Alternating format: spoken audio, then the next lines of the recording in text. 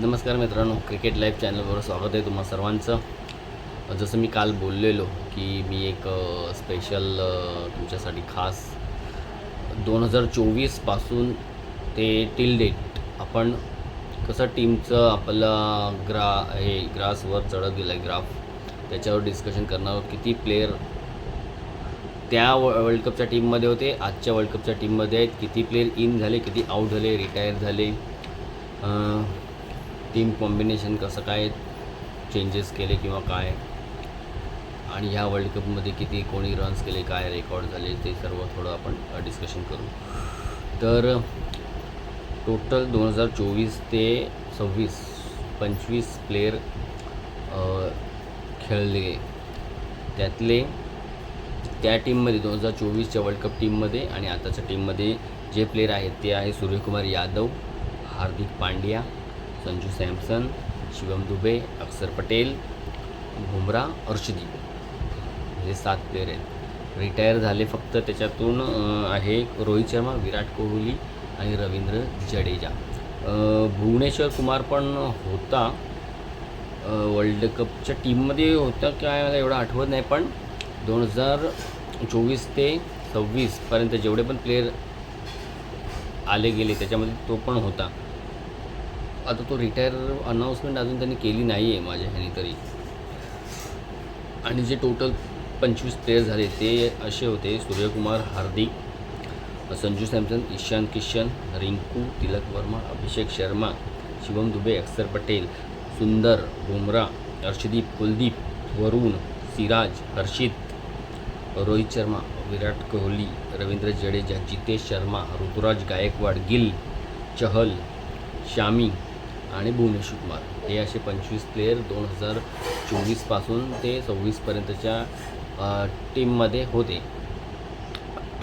त्यातल्या जी 26साठी जी टीम तयार करत होते त्याच्यामध्ये जे नवीन जे प्लेयर आलेत: ईशान किशन आला, रिंकू आला, तिलक वर्मा आला, अभिषेक आला, कुलदीप, वरुण चक्रवर्ती, सिराज, हर्षित इंजुरीमुळे बाहेर गेल्यानंतर हर्षित होता. जितेश शर्माला चान्स देऊन बघितलेला पण तो तेवढा सक्सेस नाही मिळाला म्हणून त्याच्याकडे बघितलं नाही. ऋतुराज गायकवाडला पण चान्स मिळाला, त्यांनी 2-3 मॅचमध्ये चांगलं पण केलं, पण फेल्युअर पण होता. आणि जसं कोच आणि कॅप्टनला ज्या टाईपचा प्लेअर पाहिजे होता कदाचित ऋतुराज तो फुलफिल नाही करू शकत. गिलला पण चान्स दिलेला आहे. चान्स का इवन त्याला व्हाईस कॅप्टन बनवून आणलं होतं की फ्युचर कॅप्टन पण हाच होईल, पण तेच जे ते लोकांना ओपनरकडून जे पाहिजे होतं ते शुभमन गिलच्या बॅटिंग स्टाईलमध्ये ते नाही बघायला मिळत होतं. आहे तो चांगला प्लेअर, तो 100 पण करतो म्हणजे T20मध्ये, पण 60 बॉल 55 बॉल असे करेल. पण आपल्याला गरज आहे सध्या 40 म्हणजे जे आत्ताचं जे क्रिकेट रिक्वायरमेंट आहे 40, 45, 50 बॉल मोस्ट. तर त्या प्रकारची गिलची नव्हती बॅटिंग म्हणून त्याच्या जागेवर ईशान किशन आला. चहलला पण लेग स्पिनर ते खूप रन कन्सिडर करत होता. फॉर्म, फिटनेस, परत त्याची बॉलिंग पण म्हणजे समजायला लागलेली आणि खूप काही लास्टच्या मॅचमध्ये खूप रन्स कन्सिडर करत होता म्हणून चहलकडे पण नाही बघितलं. यावेळेला वरुण आणि कुलदीप यांच्याकडे बघितलं. शामी पण एक चांगला बॉलर आहे, पण तेच एज फॅक्टर आणि आता जो फिटनेस वगैरे आता ज्या रिक्वायरमेंट असतात फिल्डिंगमध्ये पण एफर्ट, त्याच्यात तो फिट बसत नव्हता म्हणून सिराज किंवा हर्षितकडे बघतात. आता भुवीचं पण सेम मी तेच सांगू शकेन. तर अशी ही आपली टीम 2024पासूनची आत्तापर्यंतची बनली आहे. त्याच्यामध्ये फक्त 3 प्लेयर रिटायर झाले आणि काही इन आऊट. आता याच्यामध्ये पण जितेश शर्माला फ्युचरमध्ये बाय चान्स मिळू शकतो. ऋतुराजला मला नाही वाटत, गिलला पण नाही वाटत, चहल पण नाही, शामी नाही, सिराज इन आऊट चालू राहील, वरुण चक्रवर्ती, कुलदीप हे सेम प्लेयर असू शकतात, सुंदर, बुमरा तर बाय डिफॉल्ट. तर हीच टीम असेल. याच्यात काही चेंजेस होऊ शकतात मिडल ऑर्डरमध्ये म्हणा. एखादा श्रेयस अय्यरला जर IPLमध्ये खूप जास्तच चांगला खेळला तर त्याचा एक चान्स बनू शकतो. येणारा एक मोठा प्लेयर आहे वैभव सूर्यवंशी, त्याच्याकडून खूप अपेक्षा आहेत. तर पुढच्या वर्ल्ड कपपर्यंत 2-3 प्लेयर कदाचित चेंज होऊ शकतात. तर बघू काय होतं. तर ही झाली अशी आपली 2024पासूनची ती आतापर्यंतची टीम आणि ते प्लेयर.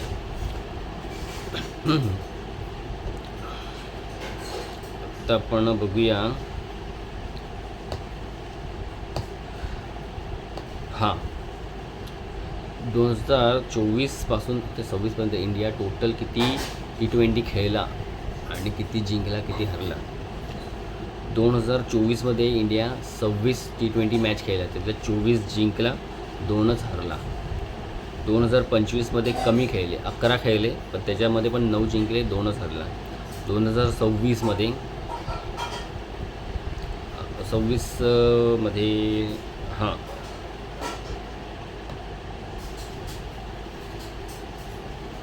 ते आता जे वर्ल्ड कपच्या झाल्या 9 मॅच त्याच झाल्या, त्याच्यापैकी एकच फक्त हरले साऊथ आफ्रिकेबरोबर. ओव्हरऑल 2024पासून 26पर्यंत बघितलं तर आपण टोटल 45 T20 खेळलो आहे, त्यातले आपण 41 जिंकलो आहोत, 5च हरलो आहोत. 2 बायलॅटरल 2024मध्ये आणि 2025मध्ये हरलो आहोत आणि एक आता करंट वर्षात साऊथ आफ्रिकेबरोबर T20 वर्ल्ड कपमध्ये हरलो. अशा म्हणजे काय विनिंग पर्सेंटेज आहे बघा, 45मधल्या 41 आपण जिंकतो आहे, 5च हरलो आहे. तर एवढा इंडियाचा डॉमिनन्स आहे T20मध्ये.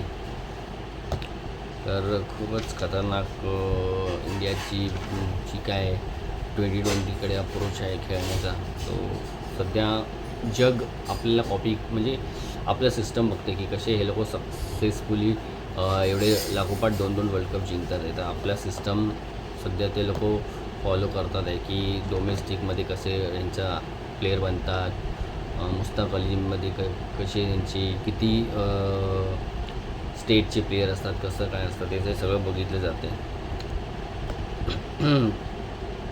त्याच्यानंतर 2023पासून इंडिया आतापर्यंत 1, 2, 3, 4, 5, 6 फायनल खेळला आहे.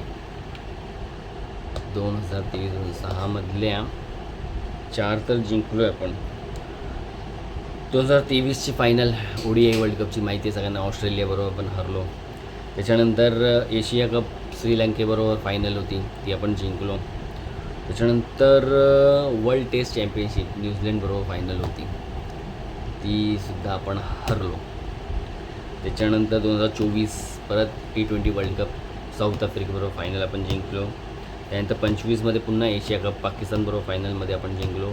आणि आता 2026 पुन्हा एकदा आपण फायनलमध्ये न्यूझीलंडबरोबर T20चा वर्ल्ड कप जिंकलो आहे. म्हणजे एवढी कुठलीच टीम नाही जी एवढ्या 4-5 वर्षात, या 23, 24, 25 ह्या 4 वर्षात एवढ्या फायनल खेळले आणि ते एवढे जिंकले आहेत.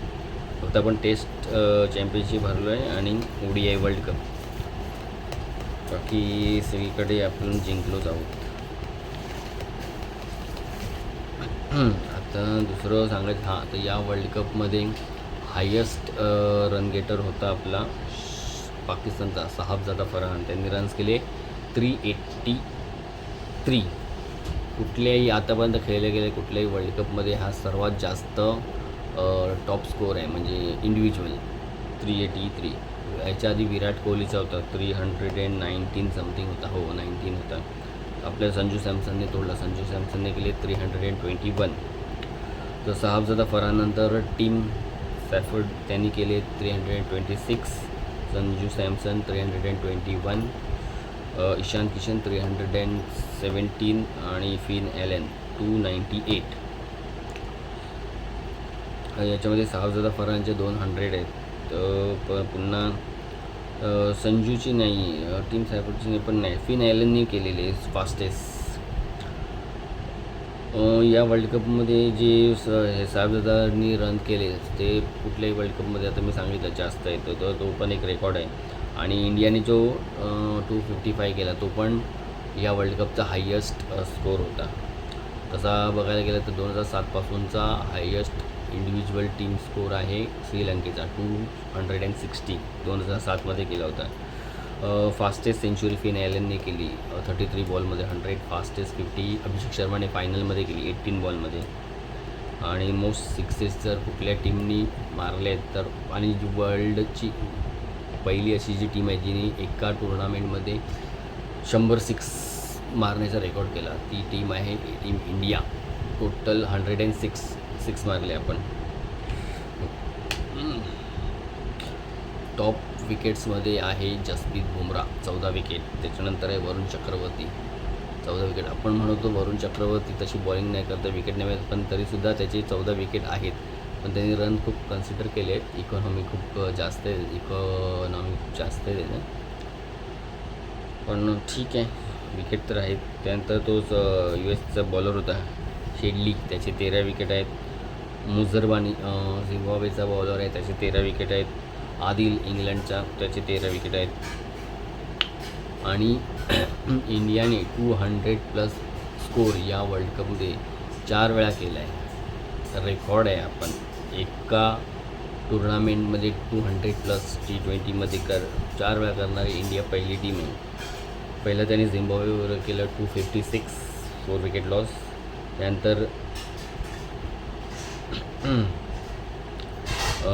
त्यानंतर नमिबियाबरोबर केला 209, इंग्लंडबरोबर केला 253 आणि फायनलमध्ये न्यूझीलंडबरोबर केला 255.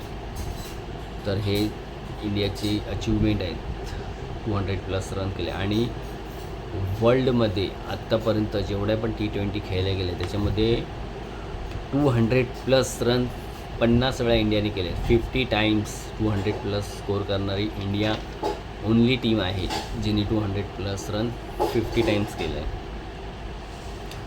या खूप मोठ्या मोठ्या अचिव्हमेंट आहेत आपल्यासाठी. आणि फायनलमध्ये पण 250 रन्स करणारी इंडिया ही पहिलीच टीम आहे. कुठल्याही फायनलमध्ये 250+ रन अजून कुठल्याच टीमने केले नाहीत. तर हे असे रेकॉर्ड आहेत. आणि मी काल बोललेलो व्ह्युअरशिप, म्हणजे या टुर्नामेंटमध्ये कुठल्या मॅचला किती लोकांनी ऑनलाईन TV वर किंवा डिजिटल बघितलं आहे, त्याच्यामध्ये पण खूप वर्ल्ड रेकॉर्ड झालेले आहेत. ह्या टुर्नामेंटमध्ये बोलायचं झालं तर ह्या टुर्नामेंटमध्ये टोटल आतापर्यंत 120 ते 150 करोड लोकांनी मॅचेस बघितले आहे. टोटल स्टार्टिंगपासून ते एंडपर्यंत. आणि जर स्पेसिफिक मॅचबद्दल सांगायचं झालं तर जी इंडिया इंग्लंडची मॅच झालेली त्याच्यामध्ये सर्वात जास्त लोकांनी इंटरेस्ट दाखवला आहे. जवळजवळ 60 का 80 कोटी लोकांनी, करोड लोकांनी ती मॅच बघितलेली आहे. इंडियाच्या ज्या मॅच झाल्या त्या मॅचला किती लोकांनी बघितलं. इंडियाची पहिली मॅच झाली USA, त्याच्यामध्ये 40 ते 45 कोटी लोकांनी ती मॅच डिजिटली, ऑनलाईन किंवा इतर जे माध्यम असतात त्याच्यामार्फत बघितली. नमिबियाबरोबर झाली ती 35 ते 40 करोड लोकांनी बघितली. आणि पाकिस्तानबरोबर झाली ती 90 ते 100 करोड लोकांनी ती मॅच बघितली. हे वर्ल्ड वाईड आहे, फक्त इंडियाचं नाही. आणि नेदरलँडची बरोबर झाली ती 35 to 40. साऊथ आफ्रिकेबरोबर झाली ती 40 to 55 करोड लोकांनी बघितली. नंतर झिम्बाब्वे बरोबर झाली ती 40 to 45. वेस्ट इंडिजबरोबर झाली ती 45 to 50. आणि इंग्लंडबरोबर जी झाली सेमी ती 70 to 80 करोड लोकांनी बघितली. म्हणजे सर्व बोलतात ना, इंडिया पाकिस्तानला मॅचलाच जास्त बघितलं जातं वगैरे, पण ते आता चित्र बदलताना दिसतं आहे. कारण त्या एवढ्या टफ मॅच होत नाही, वन साईडेड मॅच होतात. पण ही इंग्लंडबरोबरची एवढी मॅच टफ झाली लास्टच्या ओव्हरपर्यंत वगैरे, त्याच्यामुळे बघा किती लोकांनी ती मॅच बघितली आहे. 70 to 90 करोड लोकांनी बघितली. त्याच्यानंतर फायनल पण 90 to 100 करोड लोकांनी फायनल बघितली आहे. त्यामुळे बघा टोटल किती लोकांनी ते म्हणजे TV वर म्हणा, ऑनलाईन म्हणा, जिओवर म्हणा, तर अशा प्रकारे हे रेकॉर्ड ह्यावेळेला बनलेले आहेत.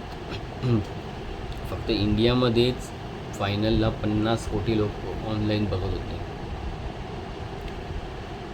तर हे फक्त झालं एवढ्या लोकांनी बघितले, पण याच्या मार्फत जो पैसा मिळाला आहे त्याचे कदाचित जर मला करेक्ट फिगर मिळाली तर उद्या परवाच्या व्हिडिओमध्ये मी ते सुद्धा तुम्हाला सांगेन की ॲडमधून किंवा मीडिया राईट किंवा जिओबरोबर जे काय झालं त्यांचे जे करार असतात त्याच्यामुळे किती करोड मिळाले टोटल पैसे आय सी सीला ते आपण डिस्कस करू जर मला करेक्ट फिगर मिळाली तर मित्रांनो बघा हे नुसतं क्रिकेट बॅट बॉल जिंकलं कोण हरलं एवढंच नसतं, त्याच्या मागे पण भरपूर काय काय गोष्टी असतात आणि टीम सिलेक्शनमध्ये पण आपण त्याच्यावर डिस्कशन करणार होतो ना. टीम सिलेक्शनमध्ये बघा पहिला ह्यांचा फिक्स ओपनर होता अभिषेक आणि आपला संजू सॅमसन.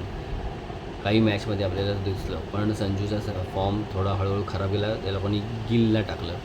गिल पण त्याच्याकडून पण तेवढं चांगली बॅटिंग होत नव्हती आणि मग एंट्री होते ईशान किशनची सरप्राईजिंगली, ज्याच्यावर खूप म्हणजे काय बोलतात वाईट प्रसंगातून जात होतं. तो BCCIने त्याची कॉन्ट्रॅक्ट काढून घेतलेलं, त्याला डोमेस्टिक खेळायला सांगितलेलं वगैरे ते चालू होतं. त्याच्यानंतर डोमेस्टिक गेला खेळला झारखंडला, त्याने मुश्ताक अली 20ची फायनल जिंकून दिली, फायनलमध्ये 100 पण केले आणि तो इंडिया टीममध्ये येतो आणि जी बायलॅटरल सिरीज चालू होती न्यूझीलंडबरोबर त्याच्यात स्कोअर करतो आणि मग ह्याच्यावर त्याला वर्ल्ड कपच्या टीममध्ये इन्क्लूड केलं जातं आणि मग तेव्हा असंच बोललं जातं की संजू सॅमसनचा फॉर्म खराब आहे तर ईशान किशन आणि अभिषेकलाच तुम्ही कंटिन्यू करा आणि करतातसुद्धा. पण अभिषेकचा फॉर्म खराब होतो, रिंकूचं पण फॉर्म पण नसतो आणि मध्ये त्याचे वडील एक्सपायर होतात. संजू सॅमसनला चान्स होता आणि त्या चान्सचा संजू सॅमसन 100% फायदा घेतो. पहिल्या 2 मॅचमध्ये चांगल्या टचमध्ये दिसतो पण तेवढा मोठा स्कोअर होत नाही, पण त्याच्यानंतर जो चालू होतो 97, 89 आणि मॅन ऑफ द टुर्नामेंट होतं फक्त 5 मॅच खेळून. तर असं काय माणसाचं नशीब बदलतं आणि त्याच्यासाठी कष्ट पण तेवढेच करावे लागतात. त्याची मेहनत तो चालू होत्या, त्याचं फळ त्याला मिळालं आणि तो त्या दिवशी त्यांनी मॅन ऑफ दी मॅच जिंकल्यावर मॅन ऑफ दी सिरीज जिंकल्यावर त्यांनी स्पेशली हे पण सांगितलं की एवढ्या बॅड त्याचं हे चालू होतं पॅचमध्ये तो सचिन तेंडुलकर बरोबर बोलत होता, त्यांनी त्याला हेल्प केली. म्हणजे असं काही एकदम जबरदस्त सांगितलं नाही टेक्निकली, पण मोराल जो बूस्ट करायचं असतं त्या दृष्टीने काही गोष्टी सांगितल्या, काय करायला पाहिजे, कसं तुझं पॉझिटिव्ह तू राहायला पाहिजे वगैरे. तर असेच प्लेयर बनतात. त्याच्यानंतर तिलक वर्मा त्याचा पण इंजुरीमधून येत होता. न्यूझीलंडच्या सिरीजमध्ये थोडेफार रन्स केले होते त्याने, पण वर्ल्ड कप चालू झाल्यावर 2-3 मॅचला त्याला तो 1 डाऊन येत होता. पण तसं जो तिलक वर्माचा जो खेळण्याचा हे होता तसं त्याला रन खेळता येत नव्हतं, रन बॉलच खेळत होता. 15 बॉलात 16, 29 बॉलात 31 असं त्याचं चालू होतं. तर ते त्याला पण मोमेंटम मिळत नव्हतं. पण जेव्हा हे परत संजू सॅमसन आला आणि मग तो 1 डाऊन ईशान किशन यायला लागला तेव्हा यायला 5 किंवा 6 नंबरवर पाठवलं तिलक वर्माला. पण तिथे येऊन त्यांनी वेगळाच इम्पॅक्ट टाकला आणि एक वेगळंच रूप दाखवलं आणि तिकडे त्यांनी 7 बॉलात 21, 15 बॉलात 30-40 वगैरे असे रन्स केले. तर ओव्हरऑल जे चेंजेस झाले ते सगळ्यांच्याच उपयोगाचे झाले. सगळ्यात सरप्रायझिंगली या वर्ल्ड कपमध्ये मला शिवम दुबे वाटला. खूप मॅच्युरिटी दिसली त्याच्यात. नुसतं हिटिंग म्हणून हिटिंग करत होता, तो कॅल्क्युलेटेड हिटिंग करत होता. आला पहिल्याच बॉलपासून मारायला पाहिजे असं त्यांनी हे नाही केलं. 1-2 बॉल त्यांनी इकडे तिकडे सिंगल वगैरे घेऊन जे बॉल त्याच्या रीचच्या बाहेर होते ते त्यांनी डिफेन्स केले आणि जे त्याच्या पाल्यातले होते ते त्यांनी चांगलेच बाउंड्रीच्या खूप बाहेरच मारले. तर ती त्याची मॅच्युरिटी खूप चांगली होती. कारण 2024मध्ये एवढं तो मॅच्युअर किंवा एवढ्या IPLमध्ये पण खेळताना एवढं त्याचा इम्पॅक्ट दिसत होता. पण ह्या वर्ल्ड कपमध्ये कोचिंगचा फरक होता, कॅप्टनशिपचा माहिती नाही की त्याची एवढी मॅच्युरिटी वाढली आणि तो खूप चांगला बॉलिंग पण जिथे गरज होती त्यांनी कुठे कुठे चांगल्या ओव्हर्स पण टाकल्या आणि कुठे कुठे खूप रन्स पण लीक केले. पण ओव्हरऑल खूप इम्प्रूव्हमेंट होती त्याच्या बॅटिंगमध्ये आणि ओव्हरऑल त्याचं जे गेमकडे बघण्याचा जो दृष्टिकोन होता त्याच्यामध्ये. त्याच्या उलट ह्याच्यामध्ये झालं वरुण चक्रवर्ती.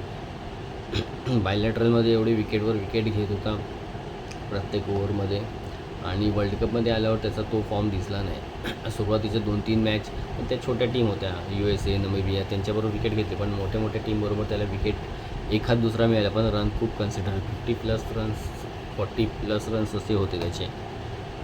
तर त्यांना त्याच्यावर काम करावं लागेल आता येणार आहे, नाही तर मुश्किल आहे. जर असंच तर मुश्किल आहे म्हणजे का, कारण आता रीड करायला लागले लोक. कदाचित त्याची बॉलिंग आता इझी वाटत असेल पहिल्या, की लोकांना थ्रेट करत नसेल, तर त्यांनी अजून काहीतरी व्हेरिएशन किंवा लाईन लेंथवर काम करायला पाहिजे. चान्स मिळतील, पण जर असाच फॉर्म राहिला तर कुलदीप आहेच. कुलदीप नाही तर रवी बिश्नोई. आपल्याकडे प्लेअरची सध्या कमी नाही, तर त्याला काम करावं लागेल. अक्षर पटेल जबरदस्त.